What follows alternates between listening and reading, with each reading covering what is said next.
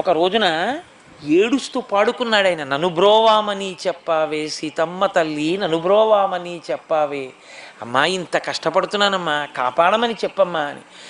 ఆయన బాధ ఓర్వలేక సీతమ్మ తల్లి వెళ్ళి, ఏమంటే అంత ఏడుస్తున్నాడే మహానుభావుడు, అంతటి భక్తి తత్పరుడే, అంత కష్టపడి ఆలయం కట్టాడే, అటువంటి వాణ్ణి ఎందుకు అంత బాధ పెడుతున్నారు, ఎందుకు రక్షించరు ఆ రామదాసు గారిని అడిగితే రాముడు అన్నాడు, సీత నాకు కూడా గుండెలు అవిసిపోతున్నాయి రామదాసు కష్టం.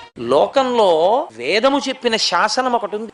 ఇతను గత జన్మలో ఉండగా ఒక చిలుకని తీసుకెళ్ళి పంజరంలో పెట్టి బాధ పెట్టాడు, బయటికి వెళ్ళడానికి లేకుండా చేశాడు. ఆ చిలుక పంజరంలో పెట్టి బంధించినప్పుడు ఎన్ని బాధలు పడిందో అవి ఈ జన్మలో శరీరంతో ఇతను తీర్చేసుకోవాలి. ఎప్పుడు పూర్తయిపోతుందా వెళ్ళి కనపడదామని నేను కూడా అగ్గగ్గలాడిపోతున్నాను, ఇప్పుడా 12 ఏళ్ళు పూర్తవుతాయా అని.